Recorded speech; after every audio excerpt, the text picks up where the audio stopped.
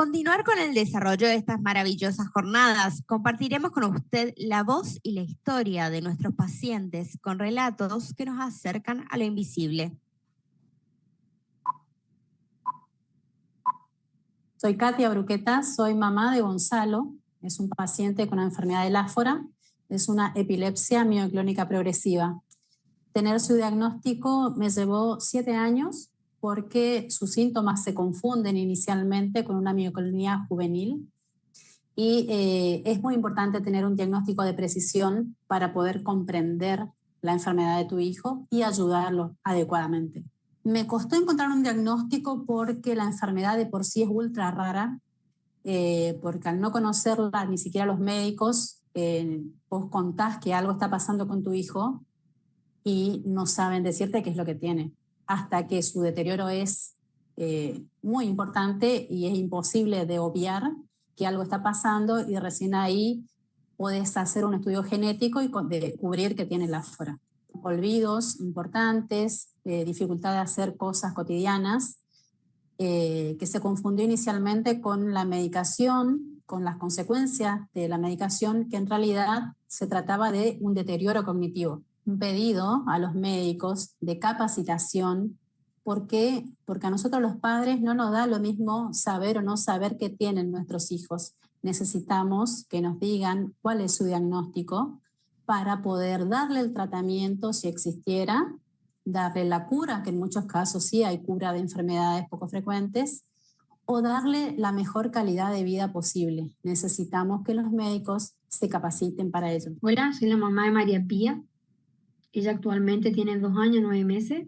El año pasado, al cumplir los 2 añitos, a los 3 días, se comunica con nosotros la doctora Zapa Cintia y nos dice que ella tenía una enfermedad, nos explica que tenía una enfermedad rara, una enfermedad poco frecuente, que no fue heredado, sino fue en el momento de concebirla ella. Nos dice que tenía un síndrome llamado síndrome Howe-Jensen 1, o más conocido como el síndrome de Jordan. La verdad que fue algo loco para nosotros, ya que nosotros veníamos insistiendo que ella tenía algo raro, y así fue. La verdad que fue algo nuevo hasta para los médicos, ya que no tenían información de lo que era esta enfermedad y de qué se trataba. Son 450 casos en todo el mundo y ella es la primer correntina con esta enfermedad. Se presentan con muchos síntomas también. María Pía tiene un retardo global del desarrollo, tiene problema en la vista y tiene hipotonía. Acá en lo fundamental en todo esto, esta enfermedad rara, es la insistencia de consultar si nosotros vemos algo raro, y consultar y consultar y consultar y no dejar de vuelvo a insistir, de consultar, que es lo primordial, y el apoyo fundamental e importante de la familia. Somos Adri y Julio, somos papás de Lucio y de Paula. El año pasado, en agosto de 2024, Paula, con 6 años, recibe su diagnóstico de síndrome FOXP1. Para nosotros, encontrarnos con una enfermedad poco frecuente, dado que Paula fue la paciente número 3 diagnosticada en la Argentina, hoy somos 5, y en el mundo formamos un conjunto de 652 familias, con mayormente niños diagnosticados en síndrome de FOXP1. Para nosotros fue un inicio de un camino que lo estamos transitando. Y lo que nos pasó con Paula, hasta los 5 años tuvimos un diagnóstico de autismo que para nosotros como padres no nos terminaba de cuadrar, ya que Paula reunía un montón de otras características, como ser la rectificación en la columna, en la parte baja, un edema óseo, tenía las imágenes cerebrales en las resonancias salían alteradas, una hipermetropía en su ojo derecho. Entonces como que decíamos, ¿por qué tantas cosas si es solo un autismo?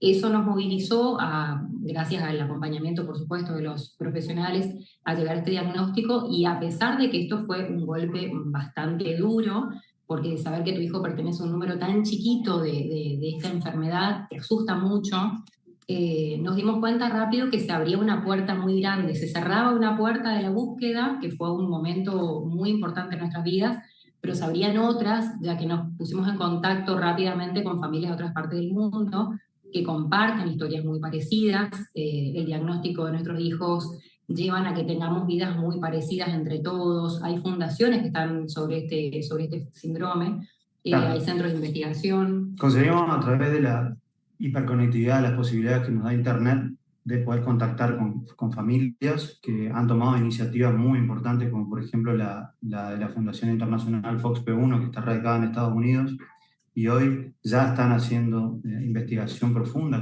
con ratones, digamos, de laboratorio, tanto en el sanatorio Monte Sinaí en Nueva York, como otra investigación que se está haciendo desde la UCLA, digamos, en Los Ángeles, California. Y para nosotros, en ese momento de mucha incertidumbre, para nosotros esto fue un punto de quiebra, un punto bisagra, digamos, ya que estar con familias en situaciones parecidas a la nuestra fue como una luz al final del túnel. Claramente, con mayor información, con mayor comunicación, solidaridad, hay mucho de esto, colaboración, aprendizaje y sobre todo empatía. Es el camino que nosotros buscamos y seguramente donde encontraremos las mejores soluciones.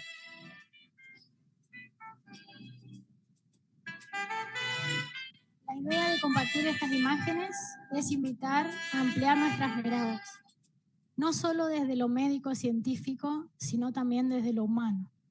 Ver a cada persona, a cada familia que convive día a día con una enfermedad poco frecuente. Eso también es transformar lo invisible en esperanza. Recibimos un montón de videos de muchas familias. Gracias. Únicamente por tema de tiempo pudimos editar y pasar estas 3 familias, pero les aseguramos que para los próximos módulos del 4 de septiembre y el 19 de septiembre vamos a pasar a todas nuestras familias que nos acompañan. Muchas gracias a ellos.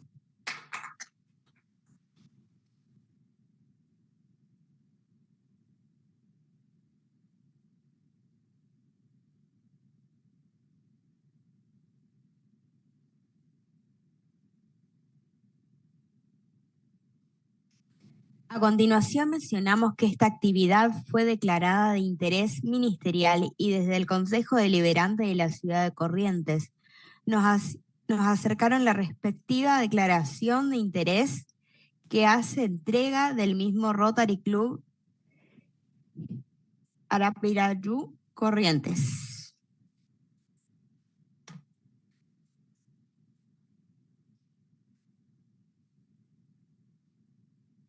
A continuación, comenzamos con la tercera charla del día. Doctora Amanda, por favor.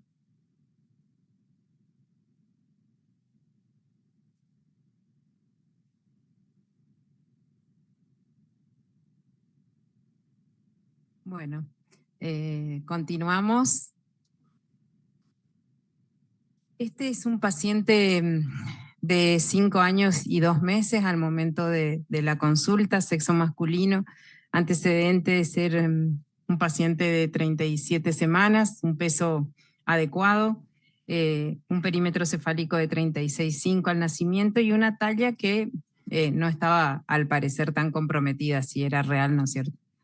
Un embarazo controlado, sin antecedentes patológicos en su evolución y si bien no tenía antecedentes de otros pacientes similares en la familia, el padre es de una edad avanzada. El examen físico, un peso de 13 kilos 500, una talla de 88 centímetros a menos 4.9 desvíos estándar, un perímetro cefálico de 58 entre el percentilo 3 y 50, una talla sentada de 58,5 y proporciones corporales en relación segmento superior, segmento inferior de 1,5.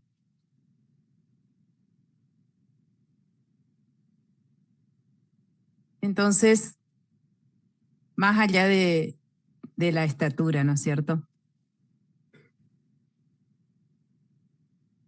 Este paciente, por lo que consulta, es por baja talla, ¿sí? Entonces, un poquito para repasar la baja talla, recuerden que nosotros definimos a la baja talla, o sea, la podemos dividir en proporcionada y desproporcionada, ¿sí? Por eso es tan importante tomar las proporciones corporales. Las proporcionadas de origen prenatal ¿sí? Los retrasos de crecimiento intrauterino, algunos síndromes dimórficos o algunos síndromes cromosómicos. La postnatal, tenemos que mirar velocidad de crecimiento. Como siempre yo les digo, o sea, la visualización de la velocidad de crecimiento nos va a definir si este chico tiene una talla baja, que puede ser intrínseca o relacionada con algún factor extrínseco o crónico, una enfermedad crónica o algún trastorno hormonal, que yo siempre le digo a todo el mundo, pobrecita las hormonas, ¿sí? Porque tienen la culpa de todo, tipo que como la genética tiene la culpa de todo, debe ser hormonal. Y en realidad, si uno piensa en la talla baja, la causa hormonal es menos del 10%, ¿sí? El resto son causas generales, ¿sí? Entonces, con velocidad de crecimiento disminuidas, o sea, una talla baja proporcionada postnatal y con velocidad de crecimiento disminuida puede ser una de las nuestras, ¿sí? O sea, un trastorno hormonal o porque trastorno hormonal de crecimiento o un hipotiroidismo, otra causa. Ahora, las tallas bajas desproporcionadas, que es lo que nosotros nos vamos a abocar en esta charla, en general son las tallas bajas de origen intrínseco, ¿sí? Las displasias óseas, el raquitismo, la mucopolisacaridosis y algunas cromosomopatías.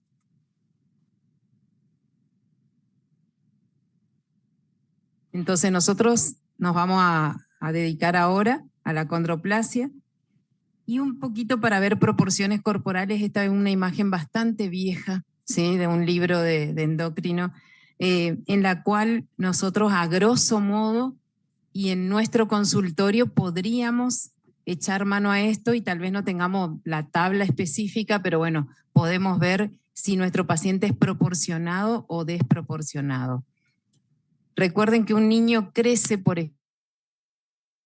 ejemplo, en edad a predominio de miembros inferiores y en la pubertad crece el tronco, ¿sí? Por eso, por ejemplo, una paciente con pubertad precoz parece desproporcionada porque, bueno, creció el tronco más que los miembros, o un paciente con hipogonadismo parece desproporcionado porque creció más los miembros que el tronco, ¿sí? Entonces, en esto podemos ver aquellos pacientes que tienen una relación segmento superior, segmento inferior mayor a 1, son los que tienen miembros cortos. La relación normal sería alrededor de 1 y aquellos que tienen una relación menor a 1 son los que tienen tronco corto, ¿sí? Y de ahí las diferentes probabilidades de displasia. ¿Cómo es el patrón de acortamiento? Esto es simplemente para que nos familiaricemos con lo que los genetistas dicen la rizomielia, la mesomielia, y decimos, bueno, ¿qué es eso? ¿Qué es la acromielia? ¿Sí? La rizomielia es el acortamiento de la extremidad proximal, ¿sí? La mesomielia sería de la extremidad intermedia, básicamente de los antebrazos, ¿sí? La acromielia de la extremidad distal, ¿sí? Y esta es una tabla de proporciones corporales, que hoy en realidad ya todos los pediatras ya estamos usando estas tablas, son tablas relativamente nuevas, hechas por la doctora Del Pino y colaboradores en el Hospital Garrahan, donde podemos ver y con más exactitud las proporciones corporales. Y lo que se relaciona es la estatura sentada con la estatura, ¿sí? Aquellos pacientes que caen por arriba del percentilo superior, digamos, son los que tienen miembros cortos. Y los que caen en el medio van a ser normales y en el inferior son los que tienen tronco corto. Nuestro paciente estaba arriba.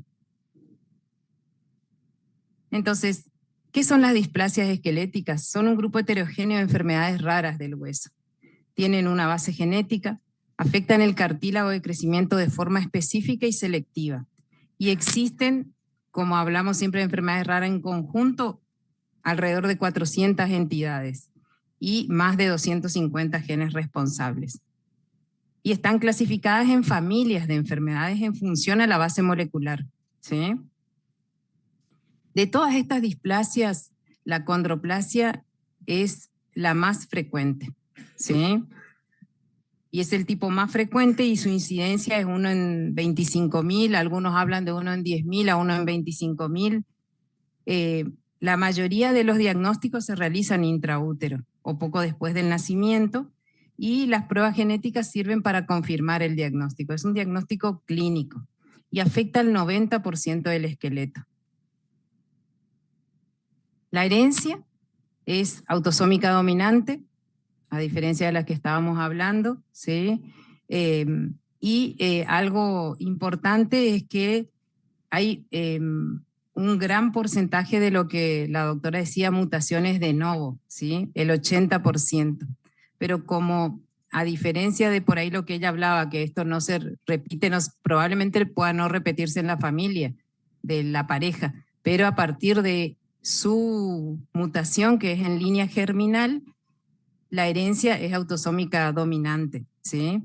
Entonces, el 50% de sus hijos, o sea, de cada embarazo, tiene probabilidad de afectación, ¿sí? Y acá no hay portadores sanos, acuérdense. La mutación es una mutación por ganancia de función del receptor FGF3, ¿sí? Y hay un espectro de presentación desde las formas más leves hasta la forma letal, ¿sí? Y en el medio los pacientes con acondroplasia. Esto es simplemente para que vean qué es lo que se produce. Por la mutación lo que se produce es una afectación con ganancia de función del receptor FGF3, ¿sí? Y esa ganancia de función se traduce por una vía metabólica que afecta la osificación endocondral. ¿Estamos? La mutación, entonces, por ganancia de función, activa constitutivamente la vía inhibitoria, corriente abajo por las MAP quinasas, ¿sí? Y afecta la capacidad de los condrocitos, digamos, a madurar. Entonces afecta la osificación endocondral y por ende el crecimiento del cartílago. También con esta activación hay otras vías que también están afectadas, ¿sí? Y que pueden justificar a veces alguna sintomatología más allá de la talla baja. Bueno, esto es simplemente para que vean lo que es un cartílago o un crecimiento típico normal y cómo es el crecimiento desorganizado y desordenado que tienen los pacientes en su cartílago de crecimiento en la acondroplasia. En cuanto a las características clínicas, realmente son pacientes muy típicos, ¿sí? Todos, creo yo, que conocemos las características clínicas, la estatura pequeña, las extremidades cortas y desproporcionada, la macrocefalia, el puente nasal deprimido, un tórax pequeño, pueden tener cifosis toracolumbar como pueden tener hiperlordosis también, la extensión, la limitación de la extensión del codo y los dedos en tridente, que es algo bastante característico. En cuanto a las características radiológicas, los huesos son tubulares y cortos, ¿sí? Las alas ilíacas son con el acetábulo bien recto, ¿sí? No tienen la curvatura. Hay estrechez más marcada de la escotadura sacroilíaca, hay radiolucidez femoral característica, estrechamiento de la distancia interpeduncular de la espina, ¿sí? A nivel de las vértebras, y falanges proximales que son cortas. Los individuos afectados van a mostrar un fenotipo con baja estatura desproporcionada y severa, ¿sí? Pero con afectación multisistémica que nosotros tenemos que estar atentos. A nivel de oído, digamos, de otorrino laringológico, podemos tener otitis media recurrente, pérdida auditiva, ¿sí? Maloclusión dental. A nivel de sistema cardiorrespiratorio y respiratorio podemos tener las apneas, que pueden ser apneas centrales. Las apneas tienen que ser pesquisadas en lo posible en el primer mes de vida, ¿sí? Los primeros 2 años de control de un paciente con acondroplasia está básicamente, además de orientada al diagnóstico, está orientada a pesquisar las complicaciones posibles en estos pacientes. Bueno, las extremidades que hablamos, que son una cortación rizomiélica, el sistema nervioso, eso es muy importante porque los pacientes pueden tener una compresión medular. La base del cráneo tiene una osificación endocondral, ¿sí? A pesar de ser un hueso plano. Entonces, por ende, tienen un foramen que puede ser más pequeño y además pueden tener alteración de la primera y la segunda vértebra. Esto puede producir compresión medular, ¿sí? Y requerir corrección quirúrgica temprana. Eso a veces se puede traducir o por alteraciones motoras o por apneas centrales, y ese es el momento en que nosotros tenemos que pesquisar esto. Entonces, la estenosis del foramen magno, estas son todas las complicaciones que pueden aparecer y principalmente en qué etapa, las apneas del sueño en todas las etapas, las otitis recurrente, el genu varo a medida que van aumentando en edad, los dolores crónicos, ¿sí? Son pacientes que pueden tener mucho dolor, no solo por la patología en sí, sino porque ellos se tienen que adaptar a los escalones que nosotros subimos, ¿sí? Muchas veces en la escuela, por ejemplo, en la escolarización, ellos requieren una silla adaptada, ¿sí? Donde puedan tener la columna recta y los pies que no queden colgando, porque eso le produce mucho dolor. Entonces, en eso nos pueden ayudar los kinesiólogos como para poder aconsejar esto, ¿sí? La hiperlordosis lumbar puede llevar a compresión medular en el extremo inferior y alteraciones motoras, y los problemas odontológicos y algo que aparece a edad más avanzada, la obesidad, que es un gran problema. Entonces, estos pacientes requieren atención multidisciplinaria de por vida y actualmente está centrada en el manejo de complicaciones. Y estos son todos los especialistas que intervienen en la atención de estos pacientes. Entre estos, el pediatra es el pediatra de cabecera, digamos, el pediatra que tiene que estar al frente. Algo muy importante es que al diagnóstico de estos pacientes es conveniente que sean derivados a centros que estén acostumbrados al seguimiento y al tratamiento. ¿Por qué? Porque en los primeros 2 años de vida, es lo que yo le decía, tenemos que pesquisar todas las complicaciones que puedan tener las precoces. La apnea del sueño, la compresión medular.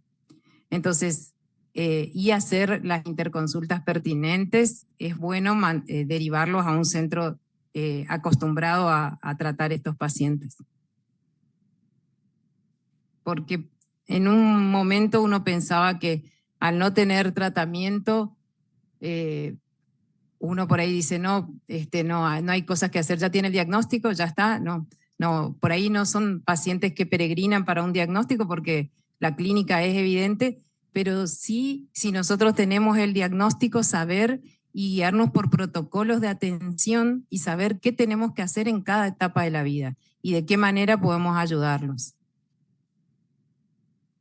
Entonces el diagnóstico en general es prenatal, con una ecografía prenatal, donde se puede ver el acortamiento rizomiélico, la incurvación del fémur, ¿sí? Y la desaceleración del crecimiento más o menos alrededor de la semana 26. En general se hace en el tercer trimestre, porque antes de la semana 22 es muy difícil ver alguna alteración. En general es después de la semana 22 y sobre todo en el tercer trimestre donde se ve el acortamiento de los miembros. También en el perfil, de ahora con las ecografías más modernas, digamos, podemos ver el perfil y con la frente prominente, con la hipoplasia mediofacial. Y postnatal, la clínica, la usología, la radiología y la genética. Entonces, en la clínica, las dismorfias o signos clínicos. La antropometría es re importante, el peso, la talla, el perímetro cefálico y las proporciones corporales. En cuanto a las imágenes, el mapeo óseo, que en realidad lo que se hace es radiografía de cráneo, frente y perfil, radiografía de columna, frente y perfil, radiografía de huesos largos y de mano. La tomografía y la resonancia magnética. ¿Cuándo se hace la tomografía? En realidad para muchos, cuando uno por ahí se pone a leer, dice, a ver, una tomografía, a diferencia de la resonancia, la verdad que en lo que uno lee, dice la tomografía es como que podemos evitar la anestesia. Yo la verdad que le pregunto a qué chico de 6 meses puede evitar la anestesia con una tomografía. Igual se van a llevar una anestesia, por lo cual la resonancia tiene mayor resolución. Con la tomografía podemos ver un foramen oval más pequeño, pero con la resonancia lo que vamos a ver es mucho más. O sea, ya vamos a ver si si hay compresión medular, si hay signo incipiente de compresión medular con alteración de la estructura, de manera tal de tomar una decisión. Se hace en general en los primeros 2 años, pero si el chico tiene apneas del sueño en un polisomnográfico, que sería lo que precozmente nosotros le tenemos que hacer, se hace lo antes, ya detectada las apneas del sueño, ya se tiene que hacer una resonancia. Y el estudio molecular, que en realidad el estudio molecular se puede realizar, pero el diagnóstico es básicamente clínico. Estos son todas las alteraciones en el mapeo óseo, que bueno, que ya les había repetido en otra diapo, solo para que les quede acá.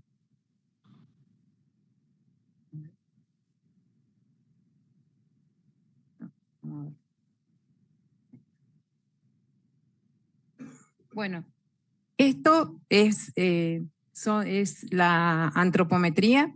¿Sí? Recuerden que es muy importante tener, primero, una persona entrenada en hacer antropometría. Segundo, contar con los materiales adecuados, ¿sí? Porque no es lo mismo medirle con la regla que medirle con un pediómetro como este, ¿sí? O tener un estadiómetro como el nuestro a tener una cinta. De igual manera se puede, pero nosotros tomamos la talla de pie o la longitud, la talla sentado, el perímetro cefálico. Y estos son el cronograma de controles que tiene que realizar un paciente con acondroplasia. Este cronograma es de la guía del Hospital Garrahan, ¿sí? Pero hay un montón de consensos. Hay consensos europeos de la Academia Americana de Pediatría que recomiendan determinado cronograma de seguimiento, que en realidad si uno lo ve es bastante parecido al cronograma de seguimiento de un niño sano, con algunas cosas agregadas. Por otro lado, también está el cronograma de controles, que es lo que hay que hacer. El crecimiento es muy importante, el control de crecimiento, no para ver cuánto más se deteriora la talla, sino porque ya hay curvas especiales adaptadas a pacientes con acondroplasia, y un paciente con acondroplasia también tiene una velocidad de crecimiento determinada y una forma de crecer. Entonces, si el paciente se separa de esa curva que le corresponde, es cuando tenemos que estudiarlo, igual que cualquier otro niño que no crece de manera adecuada.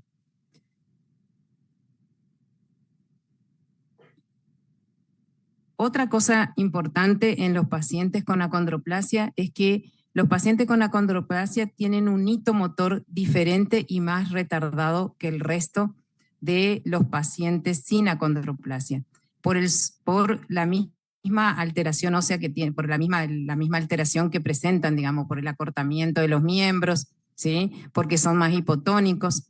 Entonces, nosotros no podemos evaluarlos con una tabla igual a la que evaluamos a los pacientes sin acondroplasia. Por eso ya existen tablas adaptadas a los hitos que van a ir consiguiendo estos pacientes. Por otro lado, algo muy importante es saber que lo que tienen retardado estos chicos es el hito motor, los motores. No así los hitos neurológicos, de neurodesarrollo. Por eso, si el retardo del desarrollo no es motor predominantemente, hay que estudiarlos, ¿sí? Hay que profundizar el estudio. En general, ellos caminan alrededor de los 20 meses. Y lo otro importante a tener en cuenta es que por la hipotonía que tienen, ellos tienen una cifosis importante, que esa cifosis hay que tratar de prevenirla porque le puede producir lesiones medulares. Entonces hay que decirle a los padres que tienen que adaptar la sillita de los autos, que cuando comen es conveniente que le pongan una almohada dura, ¿sí? En la espaldita para que no haga la cifosis hasta que comience a caminar. Una vez que comienza a caminar, mejora mucho eso en los pacientes y tendremos que preocuparnos de otra cosa como es la hiperlordosis.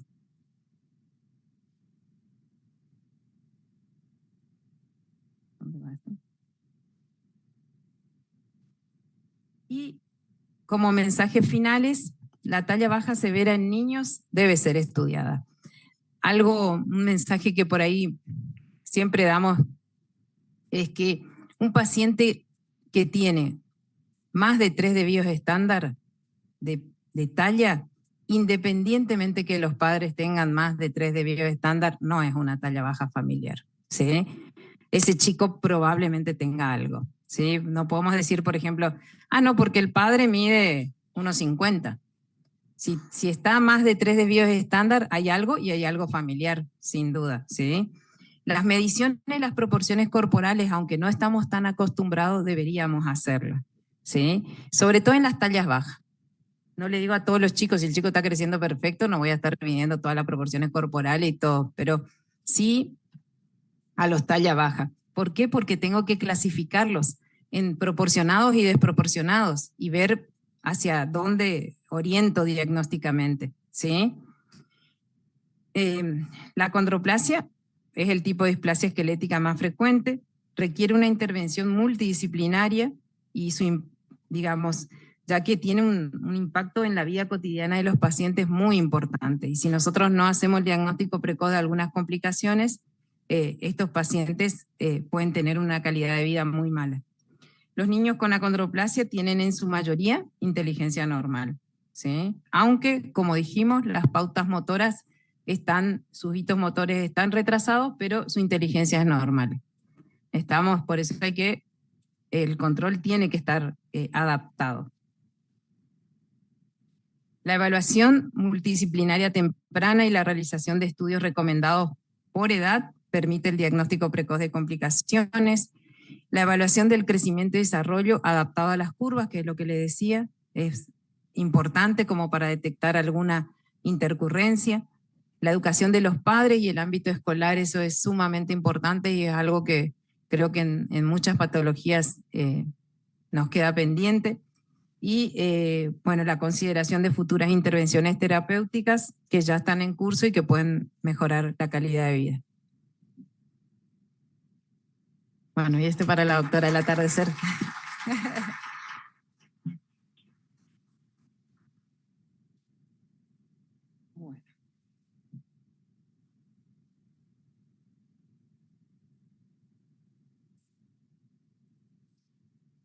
Bueno, antes de seguir con la siguiente charla que le va a dar la doctora Amanda, queremos decir que luego de que terminen las charlas, antes de finalizar, vamos a dar 5 minutos para preguntas.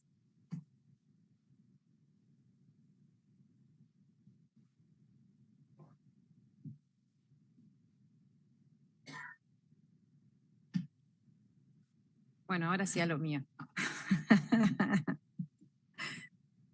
Bueno, seguimos con el hueso, pero seguimos con un hueso un poco más dinámico, un poco más, esto es como más atractivo. Vamos a hablar de raquitismo, ¿sí? Por lo tanto, ¿cómo es que dicen los chicos? Ya fue un spoiler esto, o sea, ya chao. Bueno, no me di cuenta de eso. Bueno, vamos a hablar de esta paciente. Es una paciente que vino a los 8 años y 8 meses, derivada del interior por baja talla, ¿sí? Dentro de los antecedentes personales, fue una recién nacida de término, peso adecuado. La madre nota genu varu progresivo desde los 3 años. Dentro de los antecedentes familiares, la madre 1,65, sin deformaciones ni alteraciones óseas, y un antecedente de un padre que la madre decía que era talla baja, pero que no sabía referir que si tenía deformidades o no. Y al examen, la paciente tenía 16 kilos, una talla, como se darán cuenta, ni percentilamos el peso, los endocrinólogos evidentemente nos interesa muchísimo la talla. La talla 97 centímetros a menos 4,49 desvíos estándar, un perímetro cefálico de 50, una frente prominente, un tórax pequeño, un ensanchamiento metafisario a predominio de miembros inferiores y un genu varu. Y ese es el gráfico donde estaba la paciente. Al examen tenía el genu varu y esto que es bastante característico, ¿sí? El ensanchamiento de las muñecas y de los tobillos, que por ahí en miembros inferiores uno mira más el genu varu y nota mucho más ensanchamiento a nivel de las muñecas. Traducido a esto, ¿sí? Que es la placa. Estamos con las alteraciones típicas de un raquitismo. Estamos, o sea, con ensanchamiento metafisario, con deflecamiento de las metáfisis, con la famosa imagen en copa de champán y la osteopenia. Lo mismo, ¿sí? En miembros inferiores, sobre todo para el que no está entrenado, mirar los tobillos es mejor que mirar las rodillas, ¿sí? Los tobillos es bastante característico, ¿sí? Es como una imagen más típica a veces, y la rodilla depende del grado de raquitismo. Pero en esta paciente, como verán, tenía una imagen de desplegamiento. Traía un laboratorio que nosotros tal vez no hubiéramos pedido, un perfil hormonal, que por supuesto una nena de 8 años prepuberal con todo normal, un hemograma normal, una glucemia de 88, urea creatinina normal, perfil tiroideo normal y una fosfatasa alcalina que decía 2407, ¿sí? Entonces los datos positivos de esta paciente son la baja talla, las deformaciones óseas, la radiografía patológica y la fala elevada. Y para despertar un poco con estos datos, a pesar de, ¿ustedes se animarían ya a plantear un diagnóstico?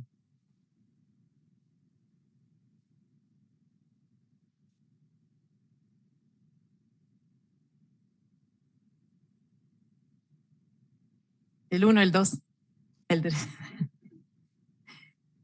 Yo creo que todos ya el 2, ¿no es cierto? Porque, o sea, la paciente tiene la baja talla, tiene las alteraciones óseas, o sea que es un raquitismo. ¿Por qué? No sabemos por qué. ¿Qué tipo de raquitismo? Todavía no sabemos qué tipo de raquitismo. Por lo tanto, tiene una falla elevada. Y uno diría, tiene la falla elevada, sí, pero con esos parámetros todavía no puedo saber qué tipo de raquitismo. Entonces, ¿el raquitismo qué es? Es un trastorno de mineralización de los huesos en crecimiento. Y eso es muy importante, porque si el hueso ya no crece, no se llama raquitismo, se llama osteomalacia. Se caracteriza principalmente por deformidades óseas y retraso de crecimiento, ¿sí? Hay alteración del hueso inmaduro. Y la hipofosfatemia es común en todos los tipos de raquitismo, eso es algo importante. Y dependiendo de su mecanismo de producción, se van a clasificar en calciopénico o fosfopénico. Entonces, tenemos las causas adquiridas y las causas hereditarias. Las causas adquiridas, los calciopénicos, ahí está la carencia por vitamina D, la carencia por la dieta pobre de calcio, ¿sí? el niño del cajón y el niño del departamento en nuestra época. Los fosfopénicos, seguramente los más jóvenes saben eso porque a nosotros nos enseñaban, ¿no? Bueno, lo que decían, nosotros nos enseñaban en la facu era el niño del cajón y el del departamento. El de departamento no expuesto a vitamina D y el del cajón le faltaba, ¿sí? Entonces, eso era como por ahí nosotros me acuerdo de cosas así de la facultad. Y los fosfopénicos, por déficit nutricional de fosfato, la osteomalacia tumoral y las nefropatías tubulares adquiridas. Las causas hereditarias, por los vitaminas D dependiente tipo 1 y los vitaminas D dependiente tipo 2, que son entidades muy raras, ¿sí? Algunas ultra raras como el tipo 2, y los raquitismos hipofosfatémicos hereditarios. El raquitismo hipofosfatémico ligado al X, el autosómico dominante, el autosómico recesivo, y el raquitismo hipofosfatémico con hipercalciuria y el síndrome de Fanconi congénito. Entonces, ante la sospecha de raquitismo, nosotros ¿qué tenemos? Elevación de fosfatasa alcalina y una clínica radiológica sugestiva. ¿Qué tenemos que medir? La paratormona, el fósforo y el calcio. De acuerdo a eso, si tenemos paratormona elevada, fósforo normal o bajo y calcio normal o bajo, los calciopénicos. Si tenemos paratormona normal o levemente elevada, fósforo bajo, calcio normal, los fosfopénicos, ¿sí? Si tenemos paratormona normal, fósforo normal, calcio normal, considerar que no es un raquitismo, ¿sí? O por ahí puede ser una hipofosfatasia que es ultra rara. Volviendo a nuestro paciente, vemos que tiene una fosfatemia de 2,2, una fosfatasa alcalina de 1020 y una reabsorción tubular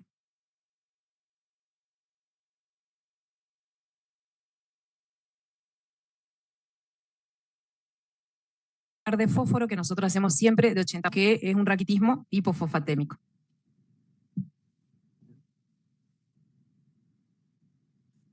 ¿Qué le pasa?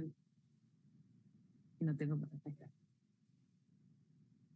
Ahora, la reabsorción tubular de fósforo es esta fórmula que les va a quedar, ¿sí? Y el valor normal es entre 0,85 y 1. ¿Y para qué sirve?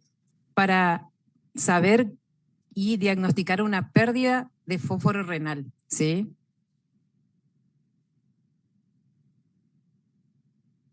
Entonces, de todos los tipos de raquitismo hipofosfatémico con elevación del FGF23, ¿sí? Tenemos diferentes tipos de raquitismos.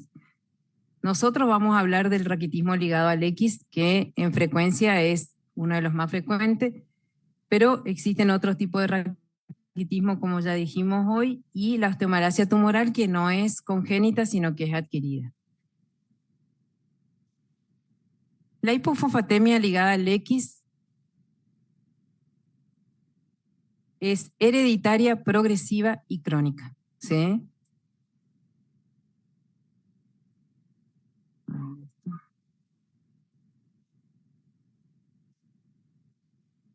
Tiene estos sinónimos, también conocidas con todos estos sinónimos.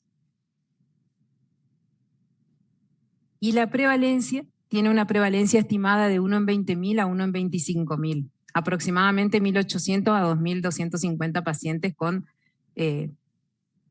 raquitismo hipofosfatémico en la Argentina.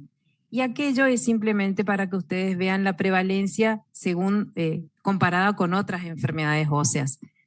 La osteogénesis imperfecta, acá está el raquitismo hipofosfatémico y la hipofosfatasia, que es ultra rara.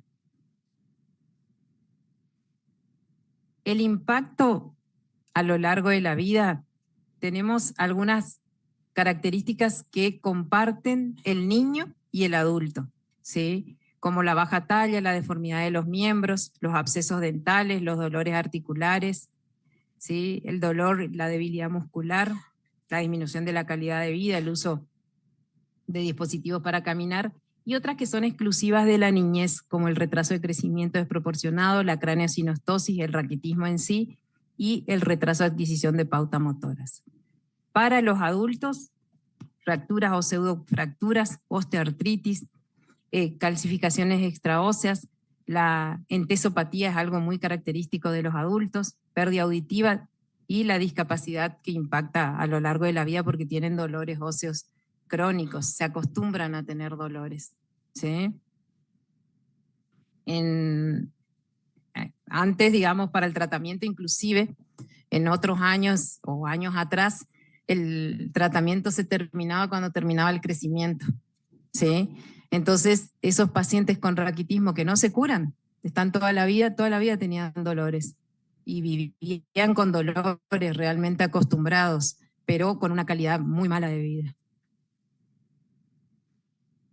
Un poquito para hablar de la homeostasis del fósforo. Recuerden que el fósforo ingresa por vía digestiva con estos alimentos, pero que el fósforo no solo sirve para el esqueleto, ¿sí? El fósforo se utiliza en la síntesis de ATP, en el almacenamiento de energía y forma parte de las estructuras celulares, de la síntesis del ADN y el ARN y en traducción de señales intracelulares.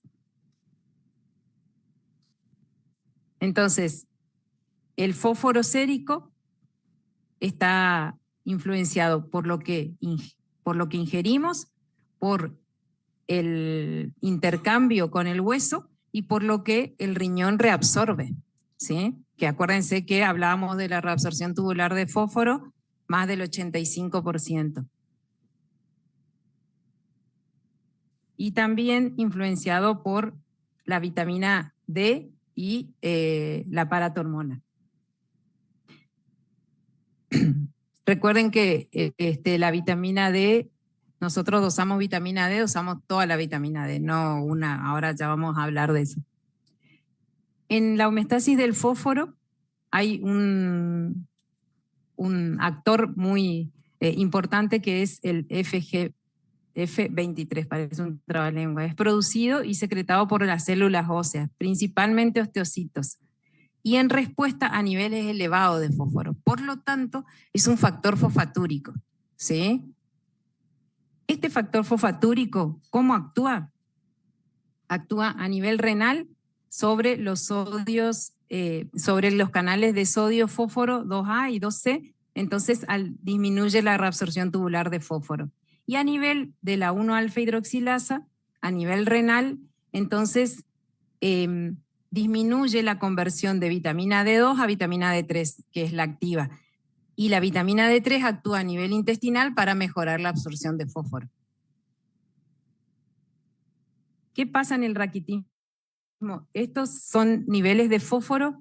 Algo importante es conocer los valores normales para cada edad, ¿sí? El fósforo no es el mismo valor para un chico menor de 6 meses, menor de 1 año, a un adulto. ¿Estamos? Y eso es importante a tener en cuenta. En el raquitismo hipofosfatémico ligado al X tenemos fósforo sérico bajo, calcio normal, fosfatasa alcalina elevada, paratormona que puede ser normal o alta, eso ya después va a depender de cómo le estemos tratando.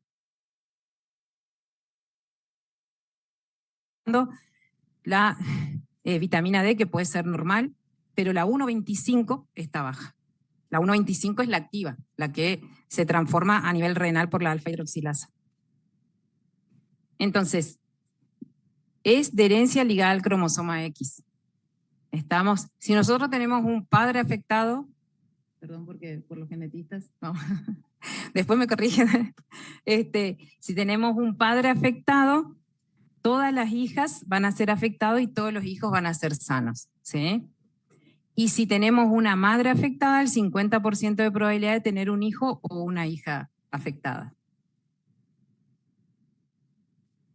¿Y qué es lo que pasa en el raquitismo? La mutación es causada en un gen llamado FEX, ¿sí? Esta mutación de pérdida de función del gen FEX lleva a incrementar los niveles de FGF23 circulantes.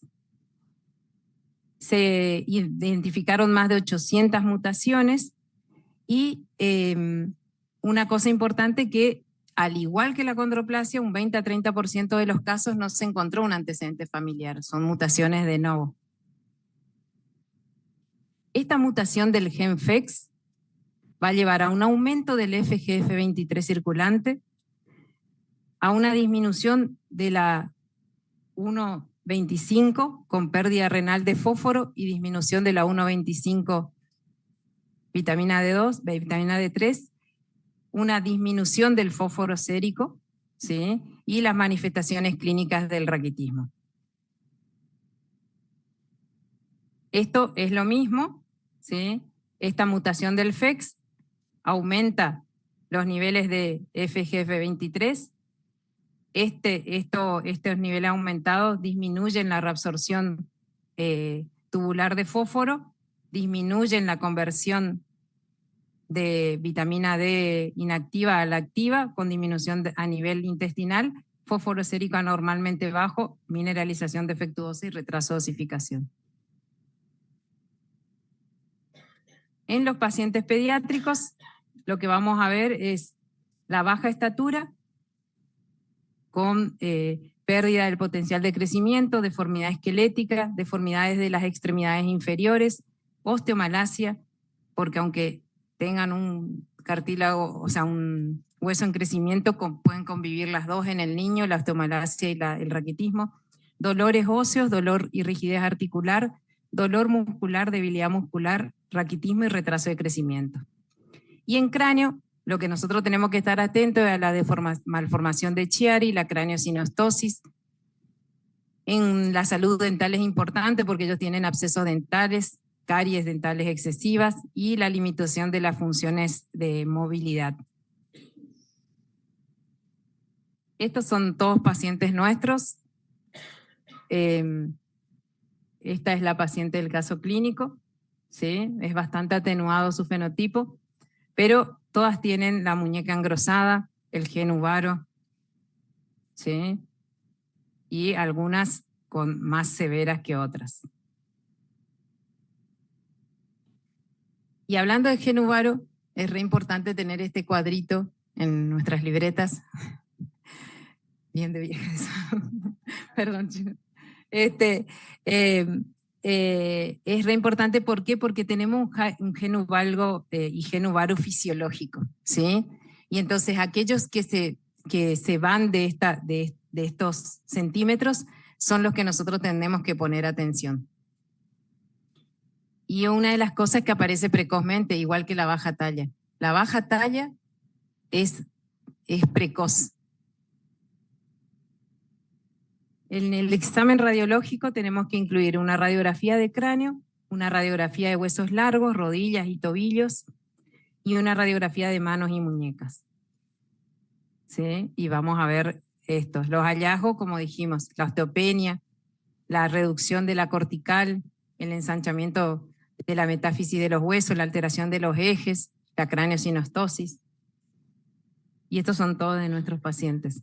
Todos más severo, menos severo, ¿sí? Tienen alteraciones, si uno mira, de las metáfisis deflecadas. Esta, por ejemplo, tiene una forma muy severa de raquitismo, ¿sí? Y uno puede ver microfracturas también, ¿sí? Y la osteopenia marcada, pero fíjense que aún que pareciera que no tiene pérdida del eje, tiene mucha alteración a nivel metafisario. Esto es lo mismo. Algunos con menor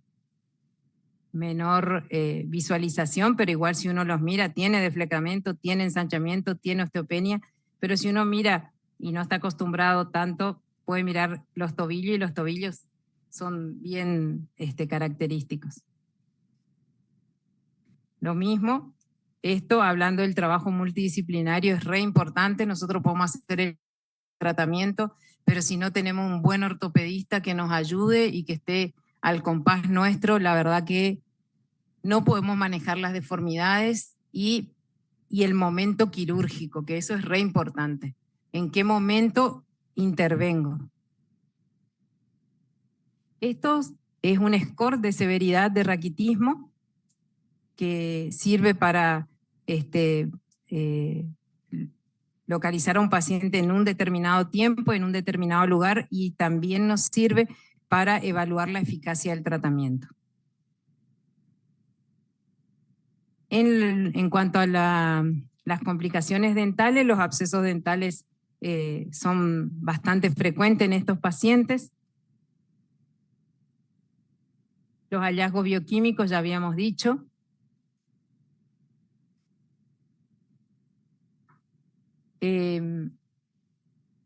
Una cosa importante, se diagnostica en función de los hallazgos clínicos, radiológicos y bioquímicos, ¿sí? Es bastante característico.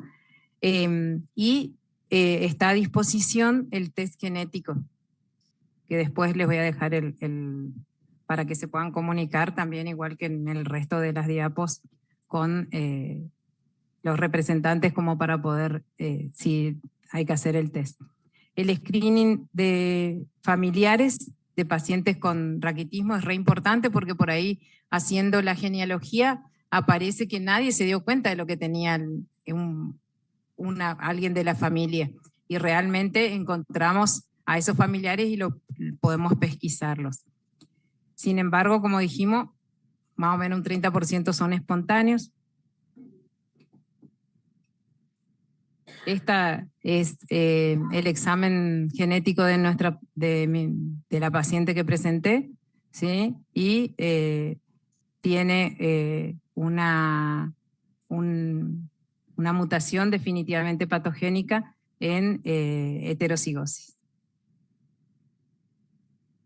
En cuanto al manejo de los pacientes con raquitismo hipofosfatémico, se recomienda el tratamiento médico con sales de fósforo y calcitriol una vez realizado el diagnóstico.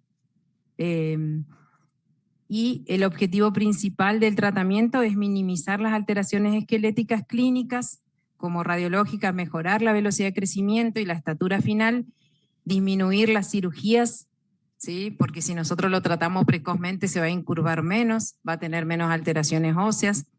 Y esto es lo que se conoce ahora como tratamiento convencional. Estas son las dosis del suplemento de fosfato por edad, del calcitriol por edad, los controles que se tienen que hacer y la periodicidad de los controles según las guías del Hospital Garrahan, ¿sí? Para estos pacientes. Algo que les tengo que decir es que estos pacientes toman jarabe de fósforo.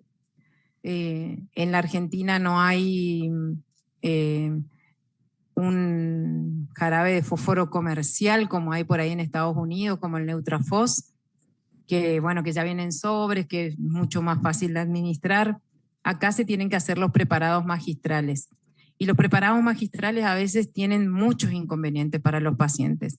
Los pacientes tienen que tomar aproximadamente 20, por ejemplo, una paciente de esta edad, 20 o 25 mililitros cada 4 horas, 6 veces por día, sería lo ideal. Nosotros lo hacemos 5 veces porque tratamos de que el paciente duerma entre las 12 y las 6 de la mañana y el resto del día tiene que tomar. Y además del calcitriol, que sería menos porque puede tomar 1 o 2 perlas por día. Por lo cual la compliance en el tratamiento es muy difícil, ¿sí? Es muy difícil que un paciente, y nosotros tenemos pacientes que son de Mocoretá, por ejemplo, de Bellavista, donde no hacen los preparados magistrales. Por lo tanto, tienen que ir y llevar de acá de Corrientes. Y el preparado magistral que hacen en Corrientes son en soluciones que precipitan al mes, por lo tanto cada mes tiene que retirar, ¿sí? Lo ideal sería poder tener sellos, que hay algunos lugares que tienen sellos y ya puede hacer la farmacéutica el sello.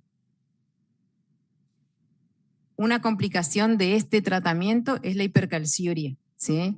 La hipercalciuria que tenemos que pesquisar, o sea, tenemos que estar entre un nivel de fósforo, fosfatasa alcalina y paratormona ideales o cercano a lo que nosotros queremos y tratando de que no tengamos hipercalciuria, porque si no vamos a tener hipercalciuria, litiasis renal, insuficiencia renal, entonces sería una complicación del tratamiento convencional.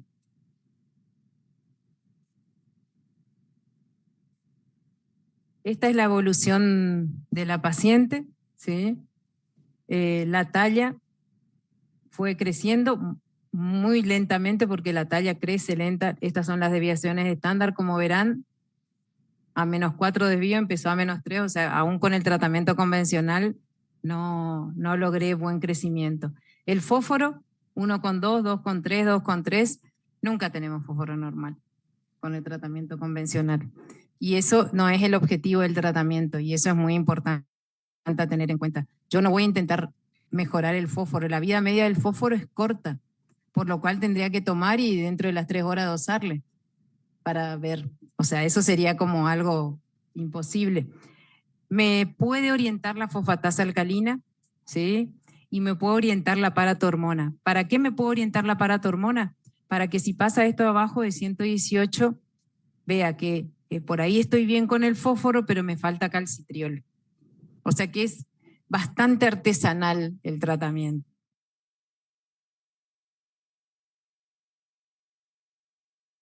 Entonces, los anticuerpos monoclonales y que ya cada vez hay más pacientes tratados que, a diferencia de esto, son inyecciones subcutáneas cada 15 días y ya no tiene que tomar calcio ni vitamina D. Esta es la evolución de la paciente. Como verán, la talla no mejora mucho. Sí mejoró un poco las placas, ¿sí? Con mayor densidad mineral, todavía con deflecamiento, pero dentro de todo está bastante en eje sus miembros inferiores. Entonces, en resumen, el raquitismo hipofosfatémico es causado por niveles elevados de FGF23, producidos por una mutación del gen FEX. Los principales hallazgos bioquímicos van a ser el fósforo sérico bajo, ¿sí? La reabsorción tubular de fósforo disminuida, la 1,25 baja o inapropiadamente normal. Las consecuencias pediátricas, la osteomalacia, el raquitismo, el arqueamiento de las piernas, la baja estatura. En adultos, la osteomalacia, las pseudofracturas, la fractura, el dolor, la rigidez articular, las entesopatías. Y en cuanto al manejo, los suplementos de fosfato y los análogos de vitamina D pueden mejorar el raquitismo, ¿sí? Y el crecimiento de los pacientes, aunque el resultado del tratamiento aún no son óptimos. El diagnóstico precoz del raquitismo y el manejo y seguimiento óptimo son claves para obtener el resultado exitoso y determinar la calidad de vida futura del paciente. La carga de la enfermedad observada en pacientes adultos con raquitismo sugiere que el diagnóstico tardío y el tratamiento inadecuado contribuyen a los resultados adversos. Algo muy interesante es que el traspaso de estos chicos a los hospitales de adultos es algo sumamente importante porque la gran mayoría se pierde, ¿sí? Cuando nosotros hacemos el traspaso ya no van a los hospitales de adultos. Se diagnostica en función de los hallazgos clínicos, radiológicos y bioquímicos, y un porcentaje significativo de pacientes no van a responder al tratamiento convencional, por lo cual, por suerte, ahora existen otros tratamientos. Los pediatras suelen ser los primeros en ser consultados debido a deformidades óseas de miembros inferiores, pediatras y traumatólogos. ¿Sí? Como pediatras, no solo le mando al traumatólogo, le pido el perfil fosfocálcico completo. ¿Sí? Aún en algunas que por ahí nos parecen una displasia, hay que pedirle el fosfocálcico porque no va a ser la primera en que fue diagnosticada como una displasia esquelética y era un raquitismo. Bueno, muchas gracias.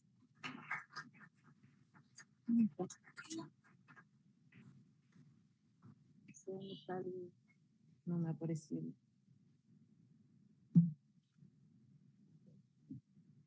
El logo, no sé por qué no sale.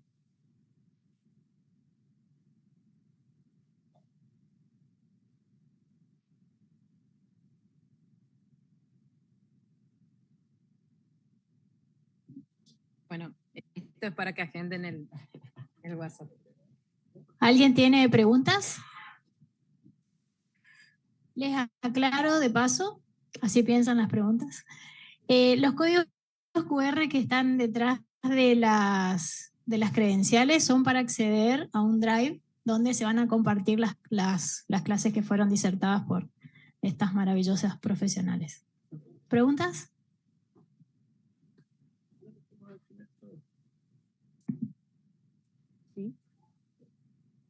Bueno. Para finalizar con este ciclo de charlas, daremos paso a Lorenzo Salazar, médico genetista del Hospital Pediátrico Juan Pablo II, médico genetista del Consultorio de Asesoramiento Genético Oncológico del Laboratorio de Medicina Genómica de la Facultad de Medicina de la UNE.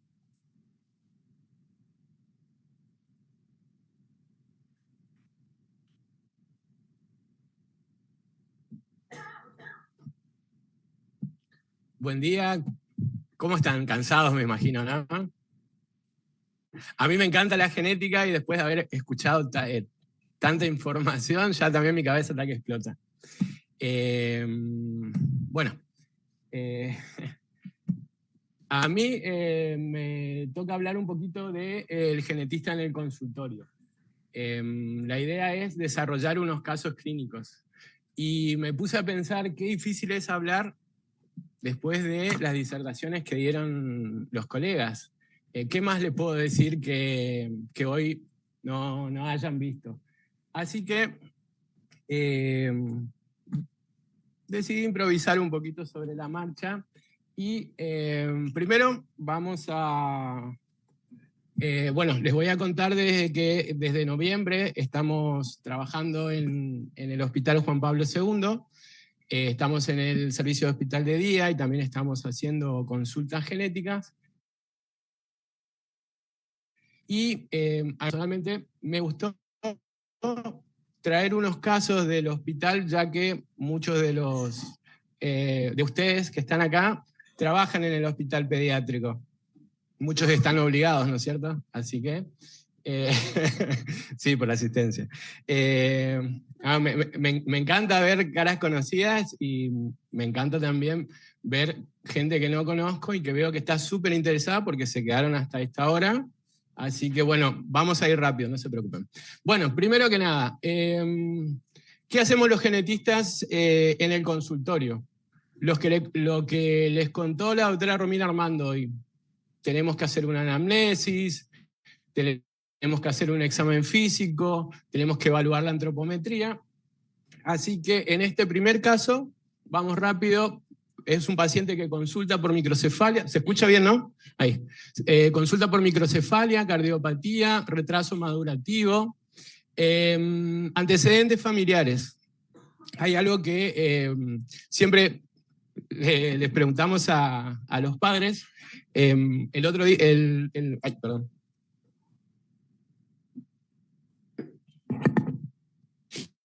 El otro día me reía mucho porque en el hospital me hicieron una interconsulta y me dijeron, vamos doctor, yo lo voy a acompañar a hacer la consulta. Empiezo a hablar con el padre y le empiezo a preguntar, ¿hay alguien en la familia que tiene alguna enfermedad? ¿Hay alguien que tiene un dedito de más, un dedito de menos, problemas en el corazón? Y veo que la residente que me acompaña se da vuelta y se va. Y yo digo, ¿me ibas a acompañar? No, se dio cuenta que yo me senté al lado del paciente y me puse a charlar. ¿Por qué? Porque toda esta información que nosotros sacamos lleva un poco de tiempo tomarla. Hay que entrenarse también un poquito para tomarla, pero de a cositas vamos sacando. En este caso, este paciente es una paciente de 4 años que consulta por esta microcefalia, cardiopatía y retraso madurativo, y es la primera hija de una pareja no consanguínea, referida sana, padres jóvenes, madre de 26 años, padre de 28 años, y del interrogatorio surge el antecedente de un aborto espontáneo del primer trimestre, pero con otra pareja. Hasta ahí, como hoy le decía a Romina, esto nos sirve a nosotros para saber un poquito si esto se está heredando de generación en generación. ¿Qué error ven en este árbol genealógico? Un error del genetista, ni me quiero preguntar. ¿Alguien me puede decir qué error tiene este árbol genealógico? Es fácil, ¿eh? Falta una generación, lo dijo ella. Mínimo son 3 generaciones. Les prometo que en la historia clínica están escritas las 3 generaciones, solamente por una cuestión de tiempo y espacio. lo achicamos, ¿sí? Pero bueno, estaban prestando atención, así que genial. Bueno, después del árbol genealógico, vamos a los antecedentes personales, a ver cómo transcurrió el embarazo de este niño. En este caso era un embarazo deseado, fue controlado, sin mayores complicaciones. Este niñito nace por cesárea, por falta de progresión, de 39 semanas de término, con un peso, una talla, dentro de percentilos normales, y un perímetro cefálico de 33 que le daba un percentilo de 3. Ahora yo les pregunto a ustedes, ¿un percentilo de 3 es microcefalia?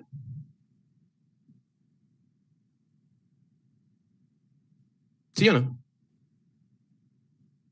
Tengo una talla en un peso en 50, les prometo, una talla en 51 y una cabeza en un percentilo 3. ¿Es una microcefalia? ¿Yo puedo decir con este paciente que tengo una microcefalia? 39 semanas.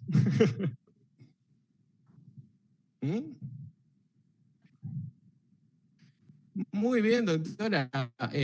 Sí, es un paciente que está en el percentilo más bajo del perímetro cefálico. Podríamos decirse que es una microcefalia relativa en todo caso, porque el resto del cuerpo viene dentro del percentilo normal. Bueno, igual dato. Bueno, con respecto a más información de este niño, esta niña, perdón, estuvo 7 días internada en la NEO, recibió luminoterapia por hiperbilirrubinemia y requirió oxigenoterapia por cánula, y mientras estuvo internado estuvo con sonda nasogástrica. Después otros antecedentes de relevancia que presentan muchos cuadros respiratorios a repetición. Perdón. Bien, con respecto a las pautas madurativas, como van a ver, siempre seguimos un orden, no quiere decir que siempre haya que seguir este orden, pero es para ordenarnos un poco, y vemos que este niño tenía un desarrollo de motor. Venía en un principio, venía bien, venía con una sonrisa social a los 3 meses, un sostén cefálico a los 7 meses, podríamos decir que estábamos cerca de lo normal. Pero después, me dice la madre, empezó a caminar a los 3 años y 9 meses. Hay un retraso motor, ¿no es cierto?, con esto. Bueno, importantísimo. Con respecto a lo que es la locuela, empezó a decir sus primeras palabras a los 1 año y 6 meses, y en el interrogatorio la mamá refiere que tiene un llanto agudo, como si fuera el maullido de un gato. No sé por qué la mamá me lo mencionó en ese momento, pero dije, wow, qué súper interesante esto, sirve. ¿Por qué? Porque es una de las cosas que esto nos podría llegar a orientar a dónde tenemos que ir. No presenta control de esfínter actualmente, acuérdense que tiene 4 años, presenta auto y heteroagresiones, aleteos positivos o estereotipías, es una nenita con un poquitito de hiperactividad, realizó estimulación temprana desde el primer año y no está escolarizada actualmente, ¿sí? Bueno, entonces, con todos estos datos vamos a pedir estudios complementarios. ¿Qué estudios complementarios les vamos a pedir? Y acá es algo que por ahí siempre yo le digo a los médicos, pídanle esto, pídanle lo otro, pidan esto, y me dicen, ¿para qué? ¿Para qué le vamos a pedir una evaluación cardiovascular si te está consultando por microcefalia y discapacidad intelectual? Y yo siempre le digo lo mismo, yo puedo ver desde afuera, puedo tocar, puedo escuchar, pero no puedo ver cómo están los órganos internos.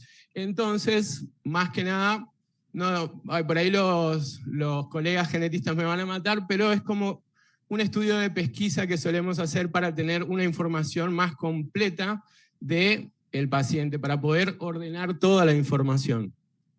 Entonces, bueno, a este paciente le pidieron un ecocardiograma, donde se vio una cardiopatía con una comunicación interauricular y un ostión secundum, un electrocardiograma normal, una ecografía abdominal-renal normal, la evaluación oftalmológica y audiológicas normales, y alguien le pidió un ataque de cerebro, donde se veía una hipotrofia frontal, asimetría craniana, fusión de la sutura metópica.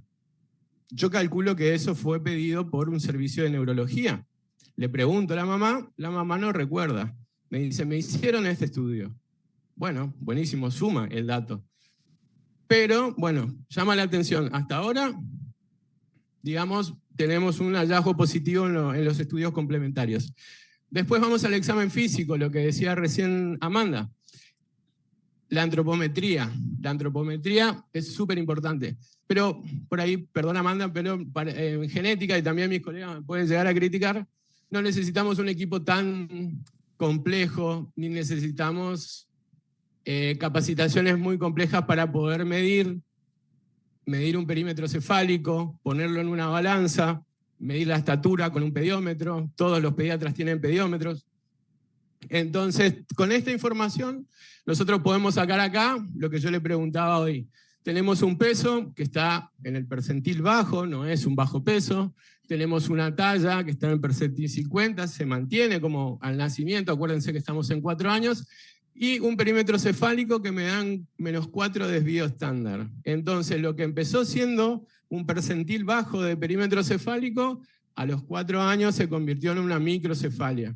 Y ahora entiendo por qué alguien le pidió una tomografía de cráneo. Bueno, lo otro que decía Romina, los genetistas somos por ahí un poquito dismorfólogos y empezamos a ver cositas, empezamos a describirnos, y bueno, nos toca esa parte de la dismorfología, ¿sí? Esta es una nenita que, bueno, que podemos ver que tiene una implantación del cabello un poco anterior, que hace que la frente no sea muy amplia. Ella tiene un hipertelorismo ocular. ¿Alguien sabe lo que es el hipertelorismo ocular? Cuando hay exactamente, cuando los ojos estaban un poquito separados. Ese es un dibujo, digamos, de más o menos lo que podemos ver en esta nenita, ¿sí? Fíjense que las orejas de ella están un poquito bajas, están rotadas un poquito hacia atrás, es una oreja por ahí simple. Ella tiene una naricita bastante linda, pero tiene una base ancha, líneas artevertidas, tiene unos labios un poquito grandes, el paladar de ella era muy alto y la úvula era pequeña. Tiene un cuello corto, después vamos a las extremidades, a los miembros, y acá en la mano no hay muchas particularidades, pero tiene como ahí unos pliegues de los dedos, de la palma de la mano, un poquito borrados, y podríamos decir que es un pliegue transverso no único. Otra particularidad que tenían los miembros superiores era que tenía una hiperlaxitud tanto de las articulaciones grandes como la de las pequeñas articulaciones. Y en los pies, si bien todavía tenía, digamos, una marcha no muy buena, caminaba con puntitas de pies. Entonces, ahora tenemos este paciente donde yo digo, bueno, como antecedentes familiares, tenía un hermanito, o sea, la mamá tuvo un aborto, pero después, créanme que para arriba no había ningún antecedente de relevancia. Tenemos en el examen físico una microcefalia, tenemos algunas dismorfias faciales, y tenemos una tomografía donde había la sutura soldada, ¿sí? Entonces, ahora viene la parte de que nos ponemos a pensar y decimos, ¿qué será que tiene mi paciente? Tengo un paciente con microcefalia, tengo un paciente con dismorfias. La verdad que yo viendo a este paciente no me hubiera imaginado. Entonces, ahí viene la opción. ¿Qué hago? Tengo que elegir el mejor estudio para poder tratar de llegar al diagnóstico, ¿sí? Bueno, ¿qué pasó? Alguien le pidió un estudio de cariotipo y este estudio de cariotipo, como bien decía Romina, sirve para ver el número de cromosomas. Y en el número de cromosomas vino que tenía 46 cromosomas con un componente sexual femenino, que son los 2XX, y una deleción del cromosoma 5 del brazo corto del segmento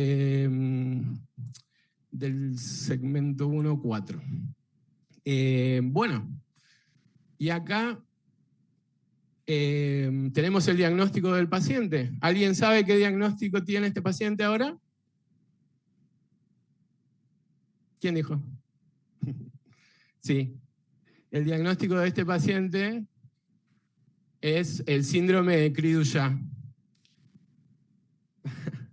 Por ahí, Romina, me vas a querer matar, pero el Cri-du-Chat tiene una prevalencia bastante alta, no está considerado entre las enfermedades poco frecuentes, pero quería traer este caso, no tanto porque, si bien hoy estamos en la jornada de enfermedades poco frecuentes, sino para ver el rol que cumplimos los genetistas, ¿sí?